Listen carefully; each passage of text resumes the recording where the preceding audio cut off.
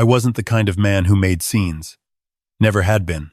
41 years of climbing into crawl spaces, running wire through walls that weren't mine, driving home with hands that smelled like copper and sweat.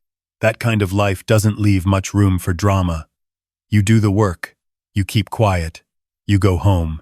So when my son stepped outside the doors of Harrington's and looked at me the way he did, the way you'd look at a stranger who'd wandered into the wrong neighborhood, I didn't say a word. I just nodded. And I turned around and walked back to my truck. That part came later.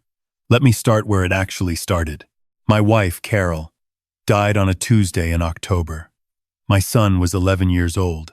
He'd come home from school to find me sitting at the kitchen table with the phone still in my hand, and he'd understood before I said anything.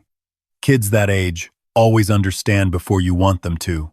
He sat down across from me and we stayed there until it got dark, and neither of us cried, which I've always thought was strange.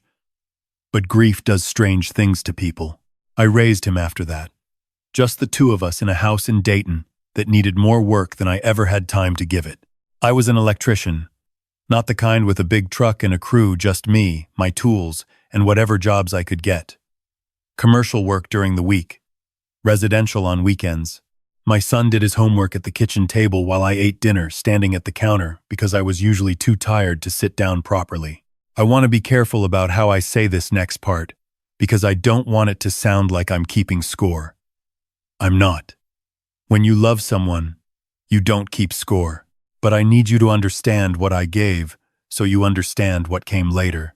I worked every overtime hour available for 6 years so my son could go to a decent college. Not a state school on partial scholarship, a real school. The kind with old brick buildings and a name that opens doors. He wanted to study law. I told him to study whatever he wanted. Tuition, room and board, books, I covered it all. I sold Carol's car the summer before his freshman year. I never replaced it. I drove a truck with a cracked dashboard and a heater that only worked on one side for the next decade. He graduated near the top of his class. Went to work at a firm in Cincinnati, then another one in Columbus, then a bigger one in Cleveland. Every move up meant a better address and a different version of himself. I was proud of him. I am still proud of him. That part hasn't changed. What changed was when he married my daughter-in-law. I want to be fair. She's smart. She's organized. She came from a family with money and the kind of confidence that money buys. And she wasn't cruel to me at first, she was just precise. Every word she said to me was measured. Every invitation had conditions attached that weren't stated out loud. She called me by my first name immediately, which sounds like a small thing, but it never felt like warmth. It felt like she was reminding me that I hadn't earned anything more formal. The first Christmas after they married, I showed up with a bottle of wine I'd asked the man at the liquor store to help me pick out. She thanked me, set it on the counter, and moved it to the recycling bin before I left. I saw her do it. She didn't know I saw her. I didn't say anything. My son noticed, I think. He looked at the counter and then at me, and I gave him a small shrug, and we moved on. That was the first time I understood that moving on was going to be the thing we did in this family. Move on. Don't make it a thing. Smooth it over. Years passed. They had a son, my grandson. He was the best thing that happened to either side of that family, and from the moment he was born, we understood each other. He had Carol's eyes. He'd sit with me in the garage when he was small, handing me tools he couldn't name yet, asking questions about how things worked. As he got older, we'd talk for hours on the phone about school, about girls, about the kind of decisions young men have to make that nobody prepares you for. My daughter-in-law tolerated our closeness, I think, because my grandson wanted it. He was the only one in that household who ever pushed back on her. I helped my son and his wife buy their house. They needed a larger down payment than they had, and I had equity in my home in Dayton that I'd built up over 30 years. I refinanced, gave them $60,000. No paperwork, no expectation of repayment, just a father doing what fathers do. I also co-signed the business loan when my son left the firm and started his own practice. His credit was good, but not quite good enough at the time. My name on that document was what made it happen. My daughter-in-law knew all of this. She knew exactly what my contributions had made possible. She just preferred not to discuss it. The anniversary party was her idea. 20 years of marriage, and she wanted to do it properly rented event space at Harrington's, a restaurant in their neighborhood that charged $40 for a glass of wine. She'd been planning it for months. I knew about it because my grandson had called me, excited, saying he wanted me there. He'd even told me which table he wanted us to sit at together. I called my son 2 weeks before to ask about the details. What time, where to park, whether the dress code was formal. There was a pause on the phone that went on a little too long. "Dad," he said, "I think it might be better if you didn't come to this one." I asked him what he meant. He said it was going to be mostly her family, their friends from the firm, people from the neighborhood. He said it in the careful voice he used when he was explaining something he didn't believe himself. He said he was worried I might feel out of place, that it would be a long night and I'd have to drive. I asked him if his wife had suggested this. Another pause. "It's just a thought," he said. "We can do something with you separately. Dinner. Just the three of us." I told him I understood. I hung up and sat with the phone in my hand for a while, looking at Carol's photo on the mantel. She was smiling in that picture. The way she smiled when she thought something was funny but was too polite to laugh. I thought about what she would have said about all of this. Probably something dry and quiet and exactly right. I decided to go anyway, not to make a scene, not to embarrass anyone. My grandson had asked me to be there. That was enough. I drove up the night before so I wouldn't be rushed. Got a room at a Holiday Inn 7 minutes from the restaurant. Pressed the shirt I'd brought, the good one I wore to funerals and the occasional graduation. I was not going to be the problem. I was going to sit at my grandson's table, shake hands with people I didn't know, and be the kind of quiet, decent presence that nobody would remember, except the people who mattered. I arrived 10 minutes early.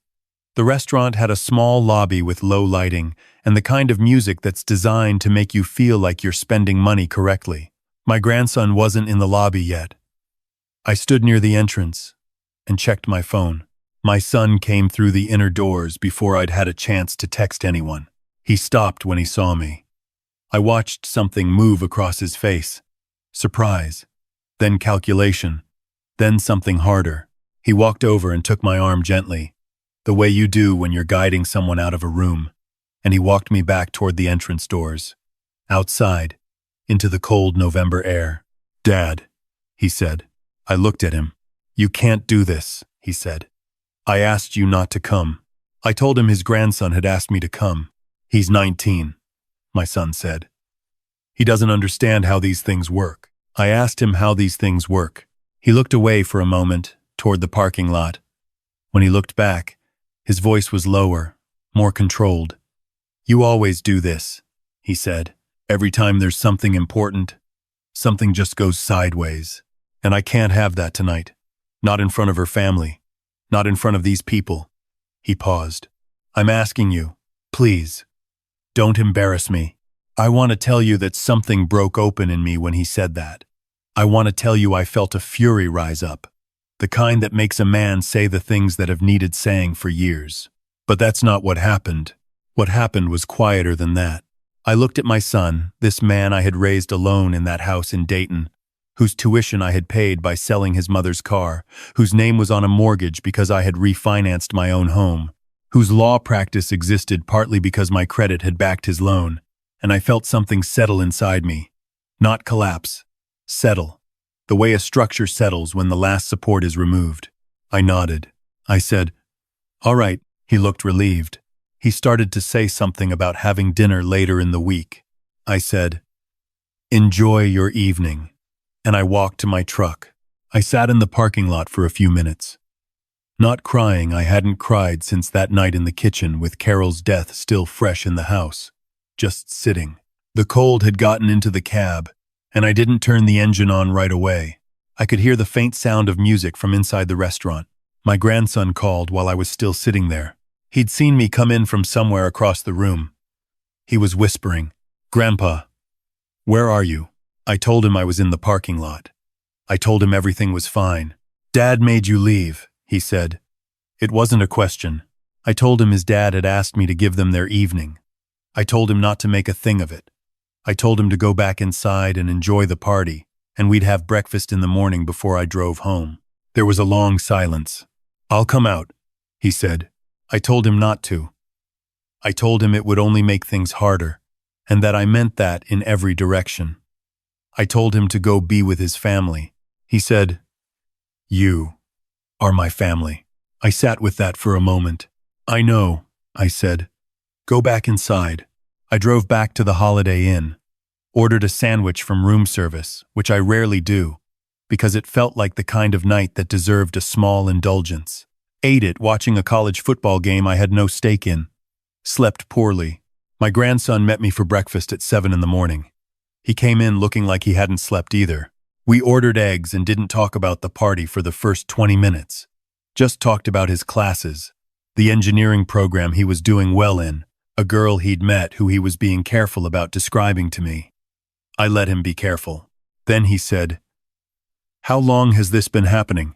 I told him it had been building for a while. "Did you know she told Dad not to invite you to their 4th of July thing 2 years ago?" I hadn't known that specifically. I'd known I wasn't there. "She tells him things," my grandson said, "about how you make her feel uncomfortable, about how you don't fit with the life they're building." He stopped and looked at his plate. He believes her, or he decides to believe her. I asked him how he felt about it. He looked up at me. He was 19 and already carrying something heavier than he should have been. "I'm angry," he said. "I'm really angry, and I don't know what to do with that because I live in their house and I need them." And he stopped again. I told him that was an honest thing to say, and I was glad he said it. We sat there for another hour. I paid the check. We hugged in the parking lot. He held on longer than usual. I drove the 4.5 hours back to Dayton thinking about what my grandson had said. And more than that, thinking about what I had built over the last 40 years and what I had allowed it to become. When I got home, I sat at the kitchen table, Carol's kitchen table, the same one my son had sat across from me at when he was 11 years old and the world had just ended. And I got out a legal pad and a pen, and I wrote some things down. Not a list of grievances, not a manifesto, just numbers, just facts, the $60,000 down payment, the loan co-signature, the years of tuition, the car I'd sold, the retirement contributions I'd delayed because there was always something they needed. I wasn't keeping score, but I needed to see it written down. Then I made 2 phone calls. The first was to my lawyer, a man named Garrett who'd handled my father's estate and later my own affairs for 20 years. I told him I wanted to review my will and my financial arrangements. I told him specifically about the co-signature on my son's business loan and the equity loan still attached to my property that had funded their down payment. I asked him what my options were. He was quiet for a moment, then said, "Are we talking about adjusting or about restructuring?" I said, "Tell me everything." The second call was to my accountant. Different conversation, same general direction. The meetings happened over the next few weeks. I won't walk through all the legal details because they're not the point, but the point is this. I had more leverage than I'd allowed myself to acknowledge. The business loan co-signature could be renegotiated. My will, which had left the bulk of my estate to my son, could be changed. It could be changed to leave the majority of my assets, the Dayton property, my retirement accounts, Carol's small life insurance policy that I'd never touched directly to my grandson, not through my son, directly. I also called the bank about the equity loan. There were options there too, depending on what I wanted to do next. I want to be clear about something. I did not do any of this out of anger. Anger is a fire that burns the person carrying it as much as anyone else. And I had watched enough men my age destroy themselves with it to know better. I did it because I had spent 40 years being the kind of man who kept quiet and moved on and smoothed things over, and I had confused that with love. It wasn't love. It was just quiet. And quiet, I had finally understood, is not the same as okay. I called my son 3 weeks after the anniversary party, not to discuss any of what I'd done that wasn't a phone call conversation. I called to see how he was. We talked for 20 minutes about ordinary things. He mentioned that the party had gone well. I said I was glad. Neither of us mentioned the parking lot. Before I hung up, he said, "We should do that dinner, the 3 of us." I said, "That would be nice." We never scheduled it. My grandson came to Dayton for Thanksgiving. He told his parents he was going to a friend's family gathering, which wasn't entirely a lie. I was family, and my house was a gathering, even if it was just the two of us at the kitchen table with a turkey I'd slightly overcooked and a pie I'd bought from the bakery 3 blocks over. We talked for 6 hours, about his future, about my past, about Carol, whom he only half remembered but had been asking about more as he got older. I showed him photographs. He asked questions I'd never been asked before. He asked me once, near the end of the evening, if I was okay. I told him I was better than okay. I told him I had made some decisions recently that had clarified things considerably. He didn't ask me to explain. He just nodded, the way he did sometimes when he was absorbing something. He had Carol's way of listening fully present, not waiting for you to finish so he could talk, actually listening. I told him then, carefully and simply, that I had updated my will, that I had made him the primary beneficiary, that I wanted him to understand this not as a weapon pointed at his parents, but as a reflection of where my relationship actually was and where it wasn't. He was quiet for a long time. Then he said, "You didn't have to tell me that." I said, "I know. I wanted you to know anyway." He said, "Dad's going to be upset when he finds out." I said, "He might be. Will you be okay with that?" I told him I'd been okay with things for a long time that weren't okay, and that I was learning the difference. He helped me clear the dishes and we watched football until he fell asleep on the couch, and I sat in the chair across from him in the dark and felt, for the first time in years, something like peace. My son found out about the will in February. I don't know exactly how. I suspect my grandson said something, or perhaps Garrett's office sent correspondence that my son happened to see. However it happened, my son called me on a Wednesday morning with a different voice than I was used to hearing from him, controlled but thinner underneath. He asked me if it was true. I told him it was. He asked me why. I said I thought he knew why. There was a silence that went on long enough that I thought he might have hung up. Then he said, "The parking lot wasn't. I didn't mean for it to come out like that." I told him it had come out exactly like it meant to. "She had a lot of anxiety about the evening," he said. "Her parents were there, the senior partners. I was trying to manage a lot of things at once." I asked him if he remembered what he had said to me. The exact words. Another silence. "I'm sorry," he said. "I am genuinely sorry." I told him I appreciated that. I told him I meant it. Is there anything he started, and then stopped, and then started again differently? "Dad, I want to fix this." I told him that was a good thing to want. I told him that I was open to building something real, but that I was done building things that only existed when they were convenient. I told him that I had spent a long time making myself smaller so that the people around me could feel bigger, and that I was not going to do that anymore. Not because I was angry, because I was 64 years old, and I had a limited number of years left, and I intended to spend them being treated the way I had always treated the people I loved.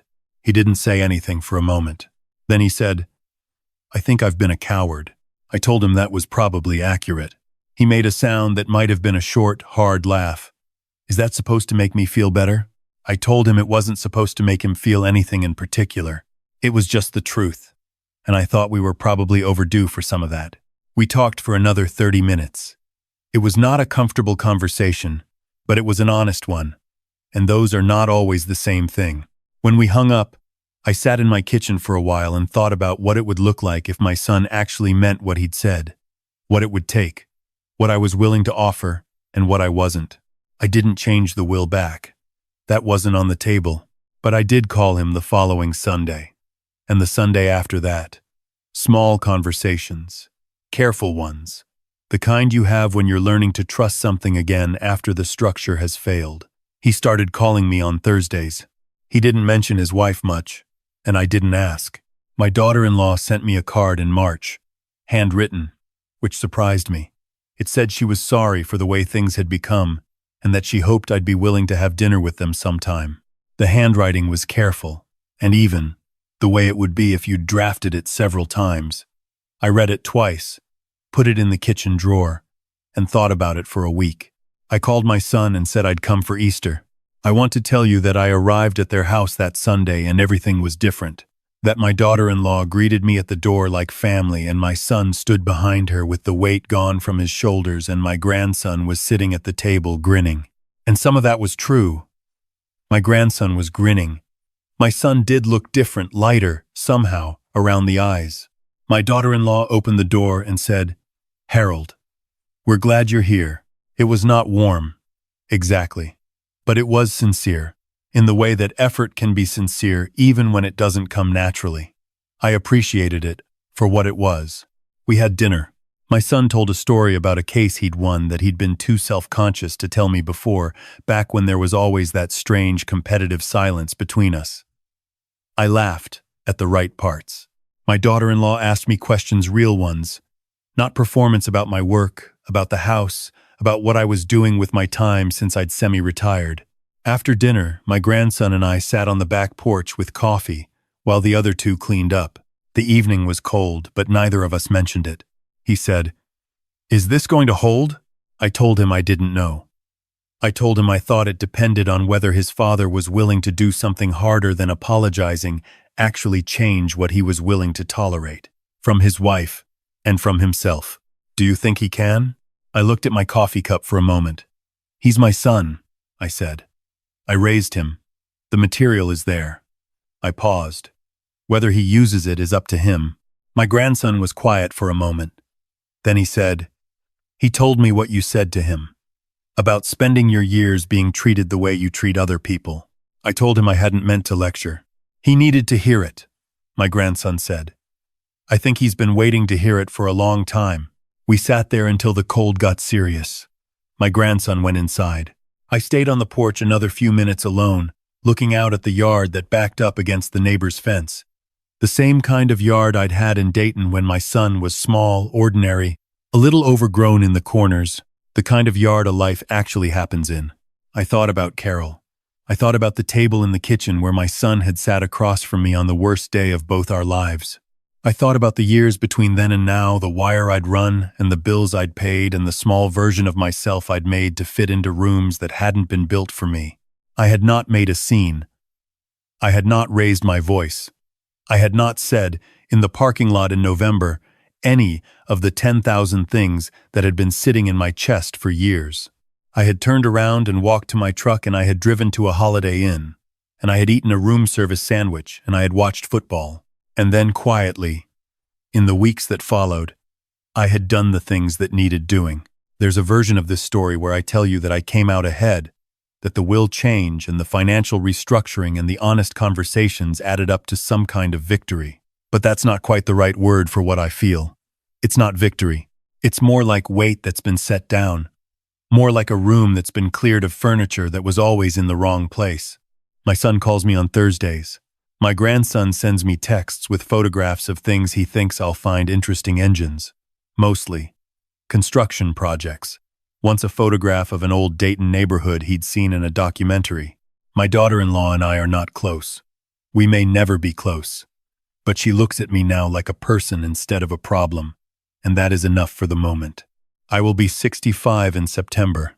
My grandson says he wants to come down to Dayton and take me somewhere for dinner. Somewhere I choose. He said, somewhere that doesn't charge $40 for a glass of wine. I told him we'd go to the place on 5th Street that had been there since 1987. Good steaks, cash only, photographs of Dayton sports teams on the wall, going back to decades before either of us was born. He said that sounded exactly right. I think it does too. There is something I want to say before I stop. To anyone out there who has been moving on and smoothing things over and making yourself smaller because you thought that was what love required, it isn't. Love can be quiet and still be honest. Love can be patient and still have limits. Love can be the kind of thing you give freely and completely, without being the kind of thing that costs you yourself. I know this because I am an electrician. I have spent my life working with power, learning what it can do when it's channeled correctly and what it does when it isn't. A circuit with no protection will carry current until it burns. That's not strength. That's just the absence of a boundary. I am not a man who makes scenes, but I am a man who finally learned the difference between quiet dignity and quiet erasure. It turns out they don't look alike at all.